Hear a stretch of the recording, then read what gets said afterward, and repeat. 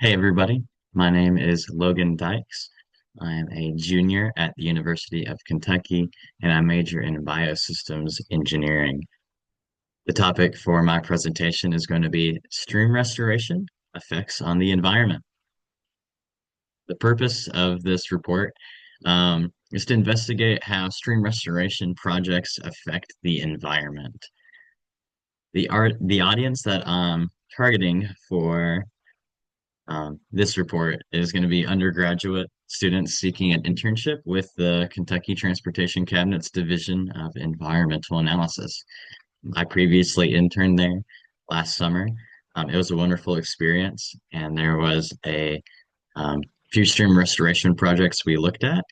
Um, and I feel like this is a good target audience to go for others that might be going into that role. So some of the questions that I had was like, what level of understanding does my audience have, and like what's required?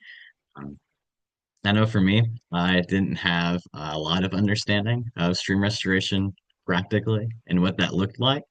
But what I did have was some theoretical views of it. So at UK, typical classes that engineers like myself take are fluid dynamics, hydraulics, and for me, hydrology. And these classes definitely help shape the the theoretical behind stream restoration, but you don't really see that abstract, or you don't really see that practical.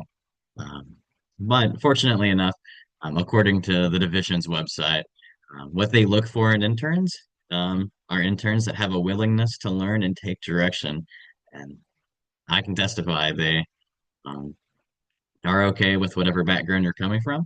But for the purposes of this report, I think equipping those new interns, at least getting them a brief introduction to this concept and this topic of stream restoration, will kind of give them a step ahead as they go into this internship. So for the background, um, according to the Kentucky Stream Restoration Manual, historic and contemporary land use and direct modification of streams have caused widespread degradation of stream habitat in the Commonwealth. Um, So, because of that, stream restoration projects have spurred up as an attempted solution to solve this. So, what I'm going to be targeting in this report is how do stream restoration attempts impact the environment, and are there any negative impacts? So, in order to conduct research for this paper, there was three main criteria that I used. Those being, I limited my research efforts to focus on stream restoration projects only here in Kentucky. Secondly, I looked for unbiased research studies. I was looking for data, things that really showed the monitoring results in their full. And lastly, I looked for studies that had that definitive data and statistics that you could compare a before and after and see just how things changed.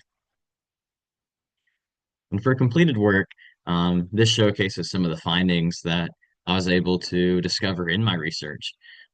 The first of which being a stream restoration project that was held here at Wilson Creek in Nelson County. The study concluded that water and soil quality improved um, with a restoration effort, but plant growth very much varied according to species. So it wasn't a full everything was fantastic and everything grew. But at least water and soil quality showed good results. Additionally, I was able to find a stream restoration effort hosted by UK that focused on how building a new floodplain would impact stormwater flooding. And the results of that study indicated that it was a positive success with significant reductions to peak volumes and flows. Um, and then lastly, I was able to find, and I was excited about this one, a master's thesis by a previous biosystems engineer at the University of Kentucky.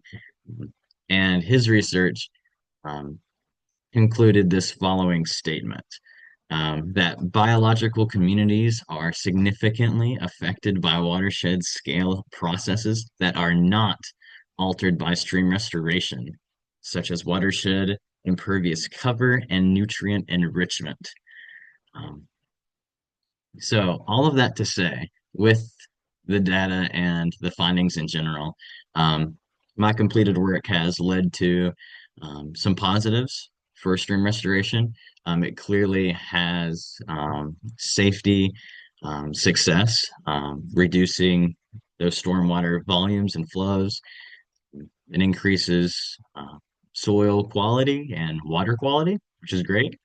Unfortunately, we do not see very much of a straight line growth for wildlife biology, in that being plant life and the animals as well. Those are a little bit more varying, and as Crankshaw says in his study, the important thing to look at is the entire watershed itself instead of just the local stream restoration effort. Going forward with that, the work remaining that I have is I'll need to add in any charts or raw data from my sources in order to build credibility. I'll need to better define my methods section as it lacks some of the criteria that I used. And I'll need to do an overview of my final report and correct grammatical errors and flow imbalances. I've seen some of that in the feedback that I was able to receive from my final draft. For solicitation of feedback, three questions that I have to ask for you all is, does anything in my report seem out of place? Does my report have a good flow and line of reasoning? And are there any kind of sections that are lacking in what they're intending to convey via the rubric, or what that section is intended to convey? And lastly, here's my works cited page. Thank you all very much.